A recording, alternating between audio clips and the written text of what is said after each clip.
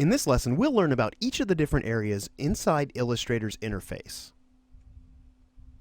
Alright, so in the previous lesson we talked about creating and opening documents. Now, we've got a whole lot of information around the borders of our interface here, and we haven't even talked about any of that. So let's go ahead and walk through Illustrator's interface. Now, obviously we have our main area here in the center of our screen, which is called our document window. This is where the current document that we're working on is going to be displayed, just like we've got this document open here from a few lessons ago. Now let's just go ahead and work our way from top to bottom here and just sort of talk about the interface. Now the first thing you're going to see here at the very top is going to be called the application bar. Now this is a bar that contains certain application related controls to Illustrator. So moving from left to right, we have access to Adobe Bridge, which is a file browsing program that comes with Creative Suite. In the last lesson we talked about the Arrange Workspace dialog here and the different ways that we can arrange our workspace to handle multiple files at once. So moving again over to the right here, it says Essentials here, and now this is a button that we can actually drop down to change the workspace that we're working in. Now we actually are going to go through a lesson here in just a little bit talking about workspaces, so we won't talk too much about this. Right now we're set to the Essentials workspace though. So let's just click off that.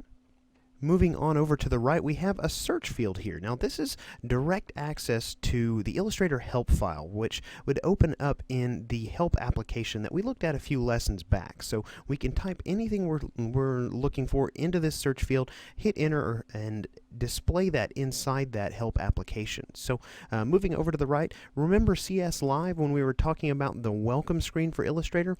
Well, this is the direct access to CS Live within Illustrator. Now CS Live is integrated into each of the Creative Suite products, but here in Illustrator you can see here if we click on that CS Live button, we've got several options related to CS Live. Now I'm not set up to use CS Live on this computer, so we're not going to go through each of these online options, but these are the tools and different controls for CS Live within Illustrator right up here in the application bar. So let's just go ahead and click off that here. Now moving on down, we've got all of our drop-down menus next here. Now we're not going to go through each one of those, but I want to direct your attention to this next bar that's right below our drop-down bars, or excuse me, our drop-down menus. This next bar is called the Control Panel. Now this Control Panel is going to display a number of different tools and controls based on the object we have selected here in Illustrator. So it's going to change depending on which object we have selected. Let me just go ahead and select some of these objects here. I'll just click on this blue ellipse that makes up our little guy's helmet here, and you can see our options in this control panel have changed a little bit. So let me just go ahead and grab one of his arms here. You can see here again the options have changed. So the control panel is going to change based on the object that we have selected. Now if we look over here at the very right hand side, you're going to see a control panel options dialog. Now we can click on that here, and we've got here a number of different options that can be displayed within the control panel, and right now they all have checks by them. If that control panel is a little too confusing for you and it's got too much going on, you can actually come in and disable some of the ones that maybe you don't use. So we also have the option to dock the control panel to the top, or we can dock it to the bottom of our interface here. So you can see here now it's down at the bottom. So let me just go ahead and move that back up to the top. And I want to direct your attention over here to this little double perforated line at the left side of our control panel. This line is actually represented in several places within the different areas of our interface, and this indicates that we can click and we can drag and release that control panel or any of these other dialogues to float it out into our workspace or our document window. So I've actually floated our control panel off here, and I can move that around by grabbing this gray bar right here. Let me go ahead and drag that into view for you here, because there's a couple of options over here on the right. We again have our control panel options menu, but we also have this little perforated corner here. Now we can actually drag and resize our control panel if we want to shrink that down so we can fit the entire thing in our window here. So depending on your own personal preference, we can either dock that to the top or the bottom, or we can float it off within our document window here. So typically I work with this control panel docked in its original location up here at the top of our interface. Let's go ahead and continue on here and talk about this area right over here. This is actually called the tool panel. Now the tool panel is going to contain a number of different tools for creating and editing artwork within your document here. Now notice here that we've got again our double perforated line at the very top of this window. We can actually drag the tool panel out and float it into our document window.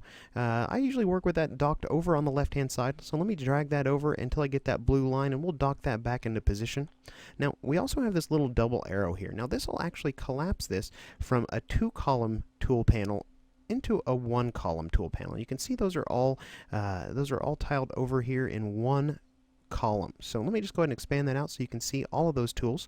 Now notice that we have little separations. There's a rough grouping of tools based on function here, based on these little perforations or these little separators right here. Now several of the tools you'll notice have a little black arrow in the bottom right corner next to that tool. Now if I click and I hold down on that tool, notice there are actually several tools nested underneath that tool. So each one of these tools actually could house many more. Now in dropping this menu out and to the right, notice here there's also a keyboard shortcut for a particular tool in parentheses to the right of that tool. So those are really good to take note of and learn for some of the more common tools you use. And there's also a button here that spans the entire height of this flyout menu over to the far right. Now if I go ahead and click on this, it's going to allow me to tear off that tool set so I can float it out here into my document window if I want easy and quick access to each one of those tools. So if we go ahead and close that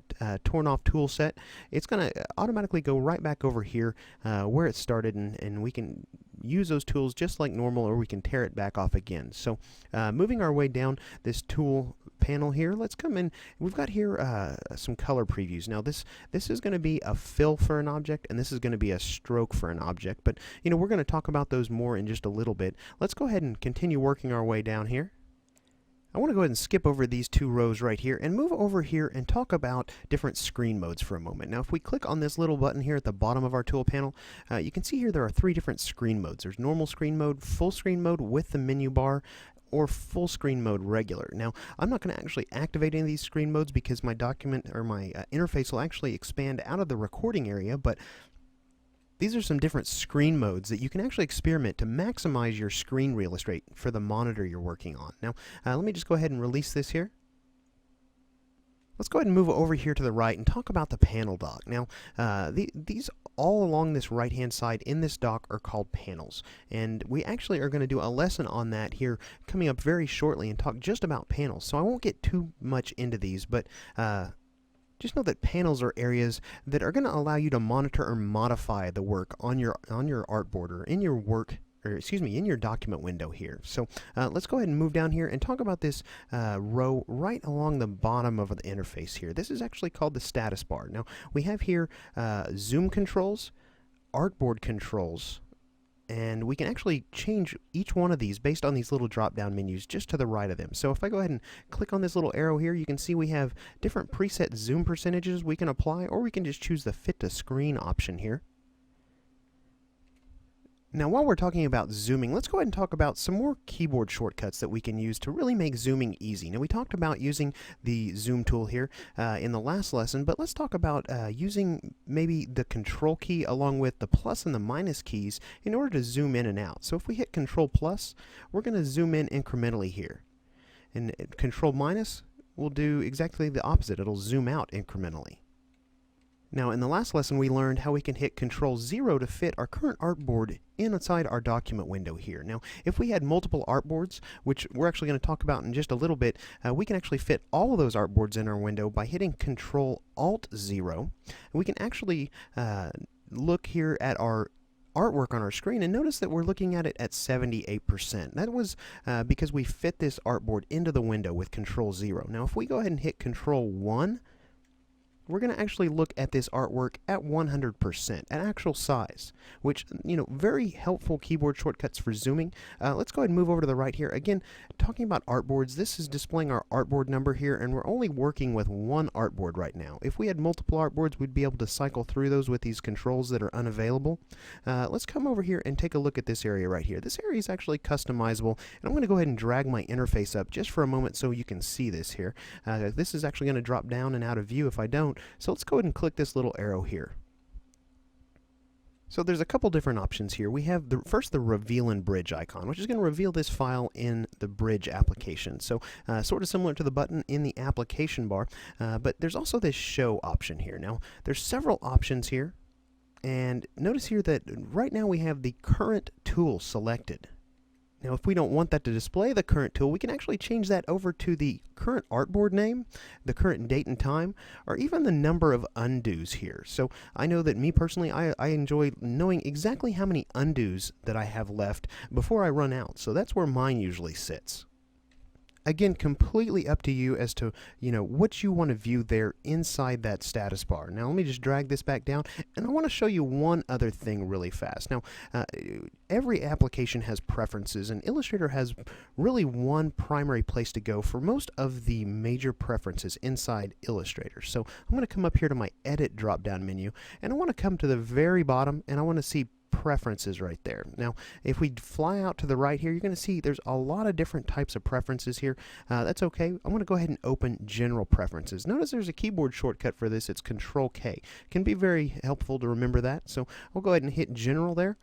And notice we get our preferences dialog. Now there are a lot of preferences here, and by no means are we going to go through all these, but I just want to let you know that you can drop this little menu down and select each of the different types of preferences based on these categories. If we're looking for selection and anchor display type preferences, we can go here and find those. If we were looking for type related preferences, we can come to this type menu, and again we've got different preferences within each of these categories. We can also cycle through these categories using these previous and next buttons here.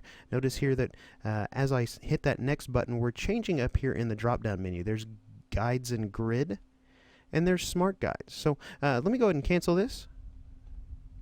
So in this lesson, we have fully explored Illustrator's interface, touching a little bit on each of the different areas. In the next lesson, we're going to focus on these panels over here on our right, and just talk about exactly what these do and what we can do with these panels.